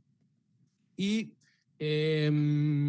quería contarles que yo lo veo al paciente con todo esto que yo les conté. El paciente viene a mí y me dice, doctor, me mandaron a genética. Bueno, empiezo a hacer el interrogatorio, empiezo a hacer el árbol genealógico, le pido los estudios complementarios y me da un cariotipo con esta deleción del cromosoma 5, ¿sí?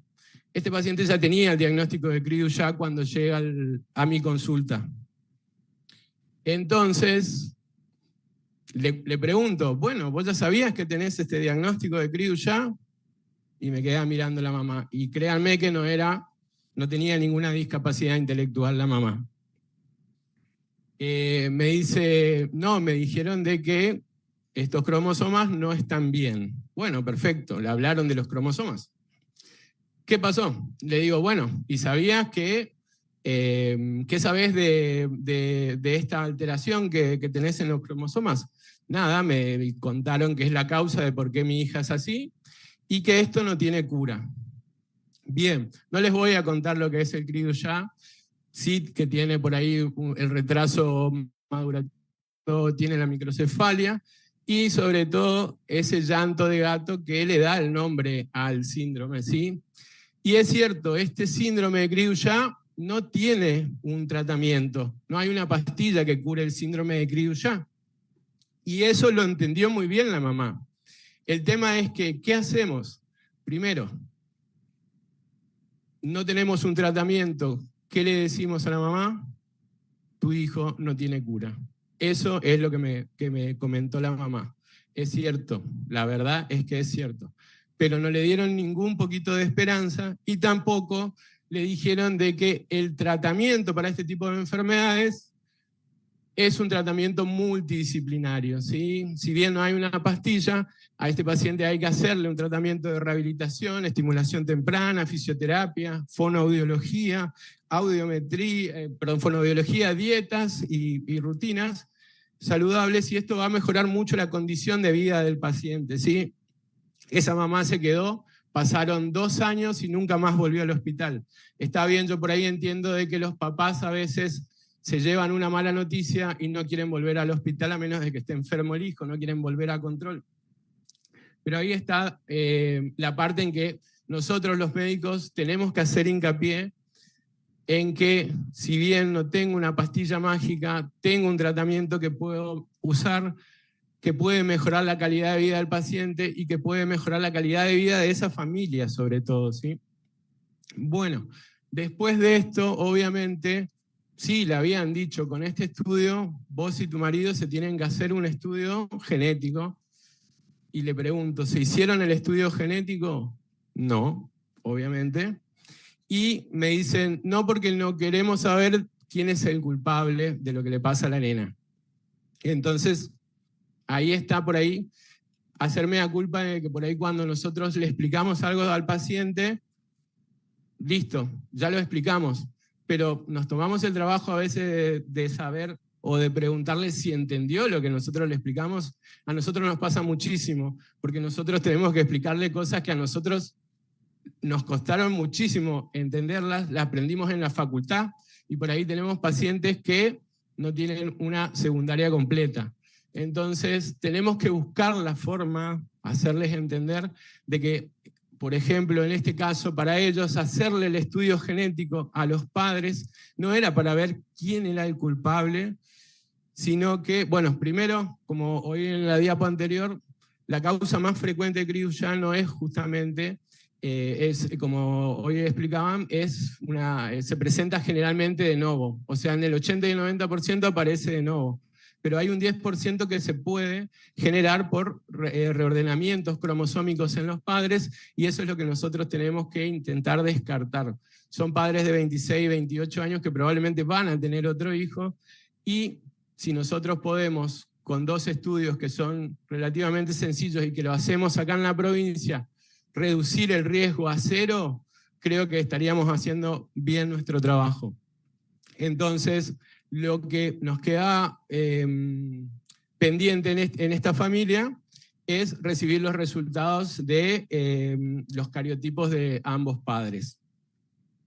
Entonces, como pueden ver en este caso, creemos que ya pasó por gente que pensó en este síndrome, ya pasó por gente que hizo estudios complementarios que eran importantes, quizás por otras causas, pero nadie agarró al paciente y dijo, bueno, vamos a unificar todo lo que encontramos, quiero saber si ustedes van a hacer esto, y vamos a intentar hacer un seguimiento. Entonces, por ahí el rol que cumplimos los genetistas, no solamente hacer el diagnóstico, no solamente explicarlo a la familia, sino a veces hacerle este seguimiento muy importante, porque muchas veces nos ha pasado de que van los padres a la guardia y le dicen, mi hijo tiene este síndrome. Y en la guardia le dicen, no sé, que vaya con el genetista, acá en la guardia no le podemos hacer nada. Y son niños que tienen un síndrome quizás, pero que ahí en ese momento lo que hay que hacer es tratar el defecto agudo, digamos, el proceso agudo. Así que nada, eso es, digamos, lo que quería expresar de este caso. Otra cosa que también me pasa bastante frecuente es que, nos pasa, digo, porque a Cintia también seguro le pasa esto, es que nos mandan un mensajito con una foto y le dicen, doctor, tengo este pacientito con dificultad respiratoria e hipotonía, ¿qué le parece? O vamos caminando por el pasillo del hospital y nos dicen, che, vení a ver este pacientito a ver qué te parece. Sí, yo lo miro así, y es una nenita que, sí, claramente se ve una hipotonía, tiene una hipotonía marcada. Por ahí puedo ver algunos rasgos, nos dedicamos a eso, a mirar esos rasgos. Puedo ver algunas cositas en la nariz, algunas cositas en la postura de los pies, en la manito. Puedo ver que tiene una sonda nasogástrica y bueno, también que está con una dificultad respiratoria. Y ahí es donde nosotros empezamos. Bueno, listo. Hermosa foto, lindo tu paciente, contame un poquito. ¿Qué tiene tu paciente? A ver, contame qué tiene. Bueno, no, tiene una hipotonía. Bueno, sí, motivo de consulta, hipotonía. ¿Qué más tiene tu paciente? Lo estamos estudiando, dicen. Bueno, genial. Bueno, vamos a empezar a estudiarlo. Vamos por los antecedentes familiares. Los antecedentes familiares, como decíamos hoy, son importantes y nosotros por ahí entendemos también justamente lo que decía de la residente el otro día, que yo me senté al lado del paciente y empecé a preguntarle, ¿y tu tío de qué falleció? No, falleció de un accidente. Bueno, listo, no lo consigno. Lleva su tiempo, hay que tener un poquito de paciencia para hacerlo esto y hay que saber cómo sacarle la información también al paciente, ¿sí? Pero bueno, sabemos que en una guardia, sabemos que en un servicio de clínica explotado como está hoy el hospital, perder ese tiempo valioso, por ahí digo perder, pero bueno, aprovecharlo para hacer otras cosas por pacientes que están más graves, está perfecto, pero en algún momento, por favor, tómense el tiempo, por lo menos, pregunten de distintas formas, porque a veces el paciente te dice, vos le preguntás, ¿alguien que está enfermo en tu familia? No, nadie tiene ningún problema. ¿Alguien que le cuesta ir a la escuela? Sí, ninguno de mis hermanos terminó la secundaria. Bueno, qué interesante. ¿Y alguno de tus hermanos tiene algún problemita saben contar el dinero? No, ninguno se sabe valer por su cuenta. Bueno, entonces vas sacando información que después haces una conjetura, si así se quiere decir, digamos, sí. Bueno, seguimos con este caso rápido entonces. Bueno, esta es una niñita de 1 año y 5 meses que es la segunda hija de una pareja no consanguínea, también padres muy jóvenes. Tiene una hermanita de 3 años, referida sana, y el antecedente de un aborto espontáneo del primer trimestre. Tiene 2 primas, una que tiene un diagnóstico de autismo y otra con trastorno de la conducta. Eso, bueno, suma para ir pensando, pero hasta ahora tengo esta información y tengo la hipotonía, ¿sí? Entonces, vemos los antecedentes, es una paciente que en el embarazo transcurrió normal, salvo que la mamá me decía que fumaba 20 cigarrillos al día y alcohol de vez en cuando. ¿Alguien sabe qué causa el cigarrillo en el embarazo? Muy bien, una de las tantas cosas. Bueno, puede causar un montón de cosas. Pero bueno, ya tengo un antecedente teratogénico acá. Hay una sustancia que me pudo haber generado algún daño. La nenita nació de 36 semanas prematura. Creo yo que la cesárea fue por hipertensión, pero la mamá no se acordaba. Con un peso, una talla y un perímetro encefálico dentro de lo normal, pero con un Apgar bajo. Presentaba mala succión, por lo tanto no tomó pecho materno, así que mientras estuvo internada en la neo por 31 días, estuvo con una sonda nasogástrica y también requirió un poco de ayuda para respirar. Estuvo 3 días en tratamiento con oxígeno y se detectó una cardiopatía. Y bueno, se detectó. Bien, se le hicieron otros estudios como la ecografía abdominal, cerebral, que dieron normales. Y después de salir de este cuadro respiratorio, después de llegar al peso adecuado, se le dio de alta. Al día siguiente presentó una convulsión y entró de emergencia a la terapia del Juan Pablo, en donde se le detectó una taquicardia supraventricular acompañada de sus convulsiones. Estuvo ahí 8 días en terapia intensiva. Después, por suerte, volvió a salir de alta, porque los médicos son muy buenos ahí en la terapia, y presentó múltiples cuadros respiratorios a repetición, y fue evaluado por el servicio de neurología, quien lo medicó como un síndrome convulsivo. No recuerdo ahora, pero sí. Con respecto a las pautas madurativas, podemos ver que hay un retraso motor con respecto a la parte del lenguaje. La verdad es que esto estuvo tomado cuando ella tenía 1 año y medio. Hoy en día tiene un lenguaje muy escaso, todavía. Y bueno, le pedimos los estudios de órganos internos. Miento, ya esto ya lo tenía ella cuando viene hacia mí, viene con una ecografía cerebral normal, con un ecocardiograma normal, una videodeglución normal, una ecografía abdominal normal, un ataque de cerebro normal. Me cuesta leer todo esto.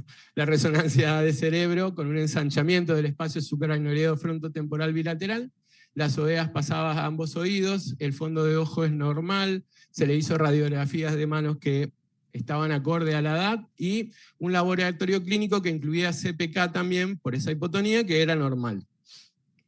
Al examen físico podemos ver que tanto del peso el peso estaba en un percentilo 50, la talla estaba en -4. Tenía una paciente chiquitita que se me estaba quedando en la talla.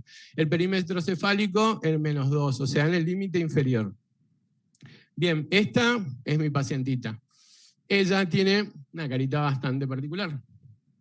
Tiene una frente amplia, bombé, tiene poco cabello, tiene unos ojitos que nosotros le decimos ojitos almendrados, tiene leve picanto, que es el ángulo interno del ojo, tiene una naricita bastante chata, con puente nasal deprimido, una punta redondita, las narinas antevertidas, un filtro un poco largo, borrado, y es súper simpática. Las orejas están un poquito rotadas hacia atrás.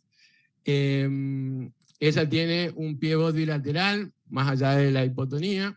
Tenía un piebot bilateral, perdón, y en las manitos se podía ver que tenía dedos cortitos y al inicio que eran muy anchos y después se iban afinando. Bien. Con todo esto que les conté hasta ahora, el servicio de neurología con muy buen criterio, porque tenemos un paciente que tiene hipotonía, no es un paciente que tenga grandes dismorfias, salvo la cardiopatía, y se nos estaba quedando en la talla. Le pidieron un panel de miopatías, un panel completo de 74 genes. Acá es donde yo lo conozco al paciente. ¿Dónde lo conozco al paciente? En el pasillo, llamando al ministro, llamando a todos los que tenía y gritando, porque nadie le quería pagar el estudio. Le habían pedido desde el hospital, le habían dicho que le iban a hacer el estudio y no se lo estaban haciendo. Y ese papá al año y medio estaba súper preocupado por su hija. Paso yo al lado y le digo, papá, ¿qué le pasa a tu hija? Y me dice, mi hija tiene hipotonía y ahora no me quieren hacer el estudio genético. Bueno, le digo, seguí insistiendo porque es importante. Bueno, le digo, cuando tengas el estudio, si querés, yo te puedo revisar. Me dice, no, yo ya tengo un genetista, ya me ve el genetista. Yo le expliqué que yo era genetista.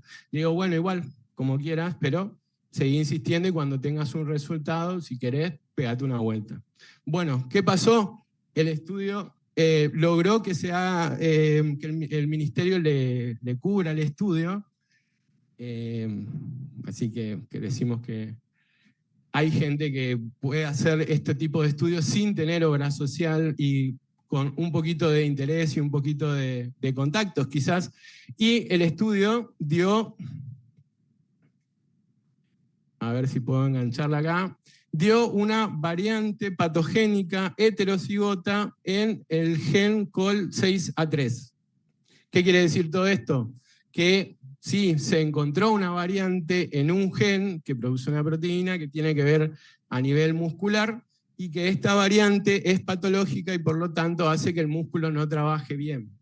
¿Qué pasó? Bueno, buenísimo. El padre contento con este estudio va, se lo muestra a los especialistas y le dicen, buenísimo, acá está la causa de la enfermedad de lo que le pasa a tu hija. Buenísimo. ¿Qué pasó? Nada, acá está la causa de lo que le pasa a tu hija. Buenísimo. Bueno, no se quedó contento ese padre y dijo, voy a ir a pedir una segunda opinión. Cuando a mí me llega este paciente con este estudio,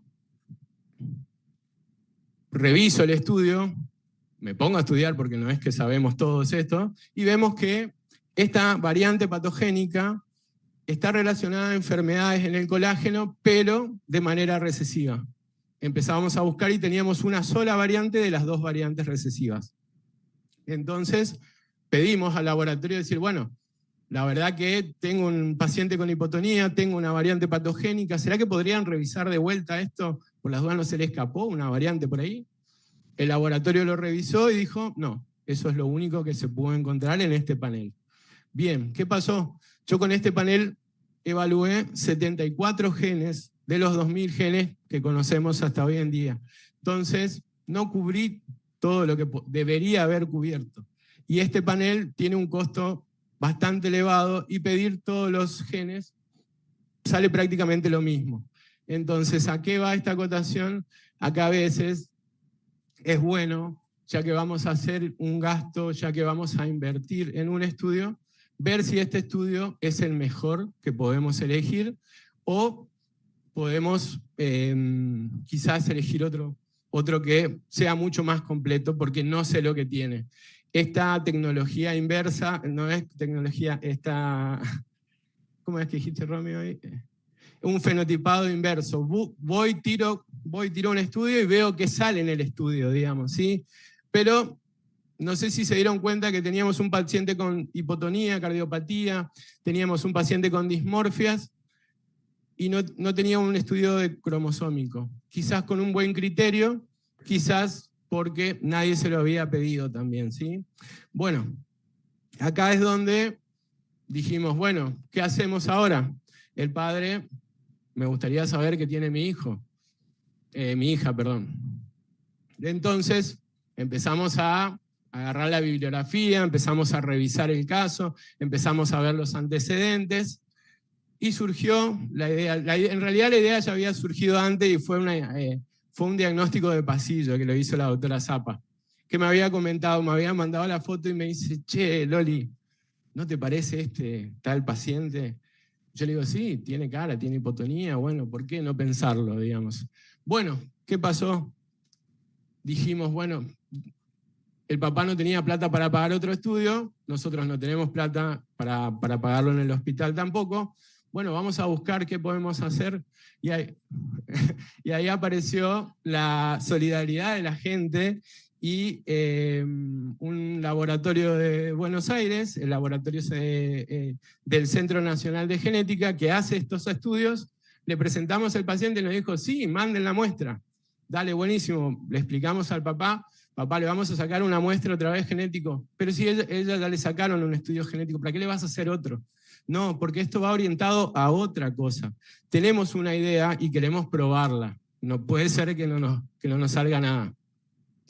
¿Y qué pasó? Les pedimos un estudio de MLPA. El estudio de MLPA es un estudio por ahí un poquito más económico, que va dirigido a un segmento muy pequeño del ADN, pero que si uno tiene una sospecha diagnóstica o por ahí, tiene muchísimas utilidades igual, pero cuando tiene una sospecha diagnóstica puede llegar a utilizarlo, y en este caso, este MLPA nos arrojó un resultado, en este caso positivo. ¿Y cuál es el caso positivo? Esta deleción que presentó en el cromosoma 15 es compatible con el síndrome de Prader-Willi. El síndrome de Prader-Willi está caracterizado por hipotonía, trastornos de la succión neonatal, déficit de crecimiento en los primeros meses, manos y pies pequeños, hiperfagia, retraso madurativo. La hiperfagia es algo que va a ir apareciendo y por eso le suena mucho este síndrome. Son chiquitos que son obesos, que son muy cariñosos y que tienen esta manía de necesitan comer porque su centro de saciedad no funciona bien. Entonces quieren comer, comer, comer, inclusive llegan a robar comida o robar plata para comprar comida. Bien, entonces ahora le pudimos hacer un diagnóstico a esta nenita, y ahora quedaba la parte de explicarle al papá que esta nenita tenía el síndrome de Prader-Willi, al papá y a la mamá, que era ¿qué pasa? Como hoy muy bien vieron en el video, recibir una noticia de que su hijo tiene una enfermedad que tampoco tiene cura, es muy duro. Es muy duro y es un momento muy feo para cualquier médico, para nosotros los genetistas, el de decirle, bueno, tu hijo tiene esta enfermedad. Pero al fin y al cabo, digamos, nosotros creemos siempre está bueno saberlo, está bueno decírselos, y los pacientes después reconocen de que es preferible saber qué es lo que tiene y a partir de ahí poder generar, digamos, para adelante, ver qué podemos hacer. En este caso, el asesoramiento genético se hizo después y el manejo del tratamiento. Y si bien este síndrome tampoco tiene un tratamiento, una pastilla, tiene un abordaje multidisciplinario, y es esto lo que más me gustó de este caso, digamos, que este abordaje interdisciplinario lo estamos haciendo en el Hospital Juan Pablo. Cataleya es esta niña hermosa, de Boca. Ella está haciendo la mayoría de los tratamientos en el Hospital Juan Pablo. Está haciendo estos tratamientos un poquito guiados. Yo creo que cualquier servicio, si encontraba una nenita con hipotonía, con pie-bot, iba a ser, digamos, lo que tenía que hacer. Pero ahora que teníamos un diagnóstico, sabíamos qué teníamos que hacer porque nos podíamos adelantar a lo que iba a pasar. Entonces, Cataleya está yendo con su familia a formarse con el servicio de nutrición. Cataleya está haciendo rehabilitación en el gimnasio del hospital. Cataleya está haciendo estimulación temprana, acá está haciendo kinesio obviamente, también está haciendo estimulación temprana en el hospital, y ahí se la puede ver, tiene un carácter bastante particular. Bueno, Cataleya está yendo al servicio de salud mental, y el papá viene un día y me dice, no me la quieren aceptar a mi hija en el jardín. ¿Cómo que no? ¿Por qué no? No, porque dicen que ella interfiere con el aprendizaje de los otros niños. Entonces, yo le digo al papá, bueno, tenemos que hacer algo porque ella tiene que ir al jardín, ella tiene que ser estimulada y el jardín es un muy buen lugar para estimularse. Entonces el Servicio de Salud Mental hizo una nota, se presentó al ministerio y con esa nota Cataleya fue aceptada en el jardín. Perdón. Y ahora...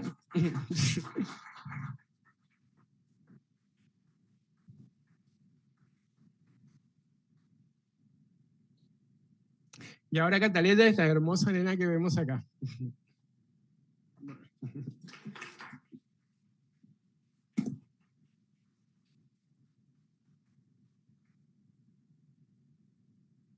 Bueno, perdón.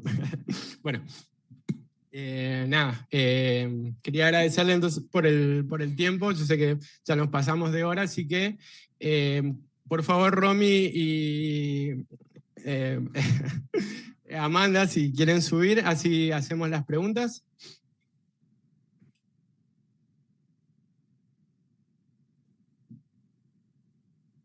¿Hay otro micrófono?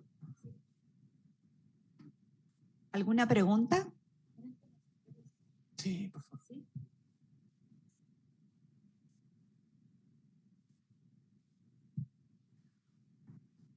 Hola, buenas tardes. Buen día. Mi nombre es Patricia, soy pediatra, soy paliativista. Primero felicitar a todos los disertantes, la verdad que fue muy enriquecedor. Y solo acotar algo con respecto a la última, dice el doctor. Cuando uno da una mala noticia a una familia, a unos papás, uno lo que hace en ese momento es quebrar a esa familia. Porque ese niño no es una patología, sino que es hijo de, hermano de, sobrino de, nieto de. Cuando uno da estos diagnósticos de patologías, en especial las que no tienen un tratamiento curativo, y si bien sabemos que debemos enfocarnos en otros aspectos, en otros objetivos, es fundamental el vínculo y el cuidado humanizado que se vio en tu disertación al final, porque esto que te quebraste es porque verdaderamente lo cuidaste, y ahí está la parte humana, y está bueno que en este auditorio haya mucha gente joven, porque es lo que tenemos que empezar a formarnos en el cuidado humanizado. Y sobre todo en estas patologías que no tienen un tratamiento curativo, si bien uno dice no se va a curar tu hijo, pero hay muchos otros tratamientos que son paliativos. Entonces cuando uno llega al final, que también estoy abocada a acompañar al final, si bien esa familia debe saber que por la patología que tiene no va a ser un paciente que se va a reanimar, no va a ser un paciente que va a ir a una terapia intensiva, no va a ser un paciente que le voy a colocar en un respirador, también esa familia tiene que salir de ese consultorio sabiendo que hay muchas otras posibilidades de tratamiento para mejorar su calidad de vida. Y la calidad de vida es totalmente independiente de cada uno. Mi calidad de vida no es la misma que la de ustedes. Solo eso quería que quede como un mensaje.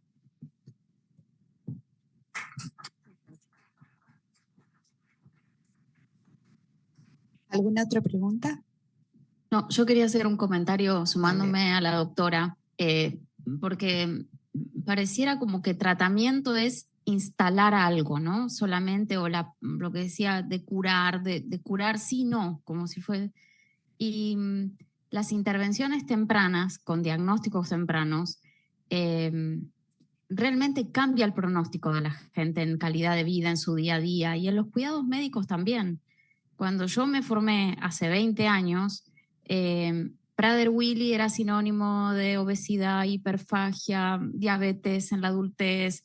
Bueno, hoy no, ¿no? Entonces, realmente, ¿y por qué es eso? ¿Porque hay una cura mágica de la diabetes? No, porque la intervención temprana con la vinculación con el nutricionista, entender que tiene un comportamiento un poco más hiperactivo, tienen una conducta rígida, entonces utilizar eso como mecanismo positivo para el entrenamiento de la comida y su conducta diaria, lo que se sabe de la vinculación con los compañeros, de la intervención temprana a nivel educativo, o sea, hay un montón de información del cuadro y de la historia natural del cuadro, de estos cuadros que están descritos hace un montón, a diferencia del cuadro que yo les conté hoy a la mañana, que se describió en el 2019, ¿sí? Pero cri du chat fue el primer cuadro de microdeleción descrito hace un montón de años, con la citogenética convencional. Es poco frecuente, tiene una prevalencia de 1 en 50.000, rarísimo, ¿sí? Entonces, pero es un cuadro que los genetistas lo reconocemos y que con un cariotipo convencional muchas veces se hace el diagnóstico. Y sabemos la historia natural de esos cuadros, y en Prader-Willi cómo ha cambiado inclusive la intervención muchas veces con hormona de crecimiento para regular el peso, la talla. Cuando yo me formé, decir Prader-Willi y hormona de crecimiento era un poco mala palabra. Bueno, la evidencia demostró que cuáles son sus ventajas, etcétera, ¿no? Entonces, realmente no es cura sí, no es dicotómico, sino son diagnósticos tempranos, información precisa para la familia, y me sumo a lo que decía la doctora de lo de brindar más las noticias. Siempre tiene que ser en un espacio cerrado, ¿sí? Sin intervenciones, cuidado, donde uno utilice las palabras justas. Es muy importante esto también en etapa neonatal, uno que tal vez recibe algún paciente con 4 o 5 añitos, los padres nos dicen muchas veces, vio, el neonatólogo me dijo que tenía esto, que no iba a poder caminar y mírelo y no sé qué, hacer pronósticos a futuro o sea, uno puede dar un diagnóstico, puede hablar de ciertas características del cuadro, pero coincido con la doctora, los pacientes, que era un poco lo que yo decía esta mañana, no son síndromes, son individuos que tienen una enfermedad poco frecuente, que obviamente uno puede adaptar guías de seguimiento en función de ese diagnóstico, pero después cada individuo es cada individuo y cada familia es cada familia, y me parece que el desafío como equipo de salud es adaptarnos a eso, ¿no? A que los individuos, por más que tengan una enfermedad poco frecuente, son todos distintos, y eso también hay que tenerlo en cuenta en la hora de la consulta. Muchas gracias, Romy. ¿Alguna otra pregunta? ¿No? Bueno.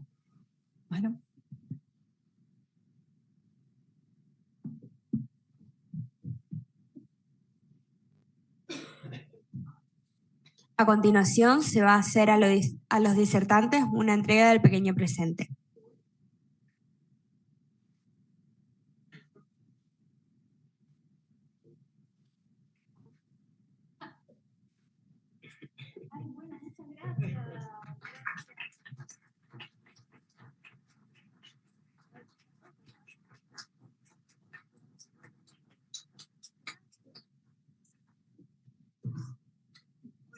Gracias.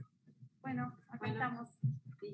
Muchas gracias por hasta acá quedarse todos. La verdad que excelente. Excelente. Excelente la convocatoria y eso, haberse quedado hasta acá. Gracias.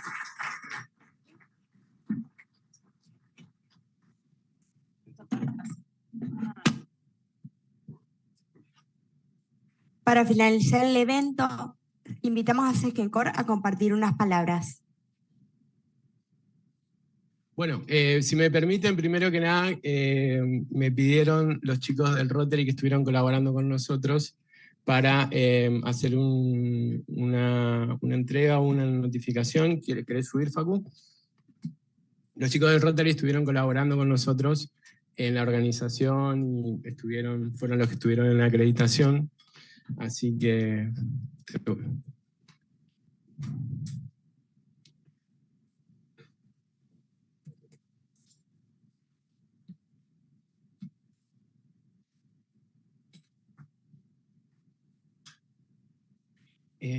¿no tenías ahí el...? Sí, este.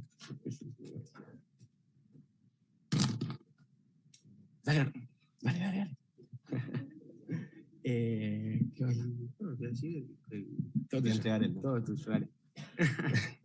Bueno, cansados me imagino. La verdad que es un honor poder estar acá con parte del equipo del Rotary Club Arapiajú.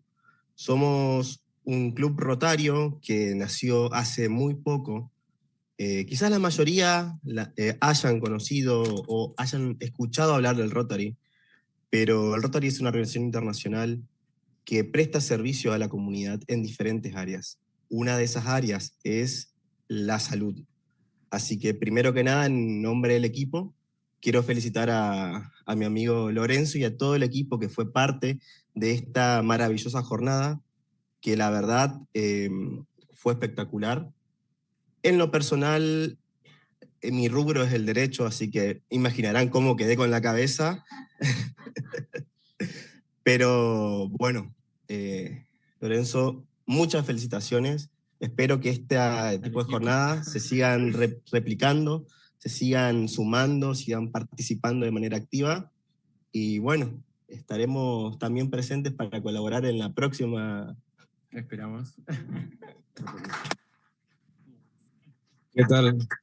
¿Cómo están? Quiero aprovechar a hacer extensivo, en razón de que se encuentra una convocatoria de una comunidad de médicos, una actividad que se va a hacer de una donación de sangre para el 14 de agosto. Nosotros estamos promoviendo con los 5 clubes rotarios que hay acá en Circunscripción Capital la posibilidad de que a través de todos aquellos que puedan hacer su labor de poder brindar una donación de sangre, podemos salvar vida. Hoy estuvimos viendo circunstancias de predisposición congénita y de aquellas enfermedades poco frecuentes. También en la razón que nos asiste de nuestro servicio sociocomunitario es lo que podemos brindar desde un comité de la presidencia del Comité de Servicio a la Comunidad desde Rotary. Así que, bueno, muchas gracias. Y nosotros tenemos un lema que es dar de sí antes de pensar en sí, y acá se refleja que también el amor es servicio y el servicio es amor, y se encuentra materializado a través de este evento, porque nosotros cuando hicimos la difusión y la divulgación de esta actividad que se iba a hacer, tuvimos una réplica muy positiva en los asistentes, y también no solo eso, sino que se celebra la iniciativa de que esto se siga divulgando y siga prosperando. Así que muchísimas gracias y vamos a seguir para adelante, porque esta es la manifestación de que todo se puede lograr con entusiasmo y convicción.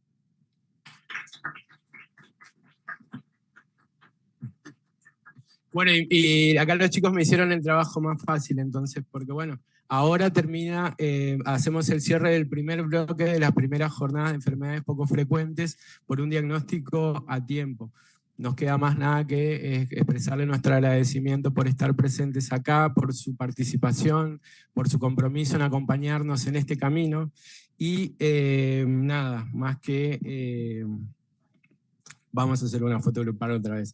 Así que nada, hacemos una pausa hasta el próximo encuentro. Muchas gracias. El 4 de septiembre los esperamos.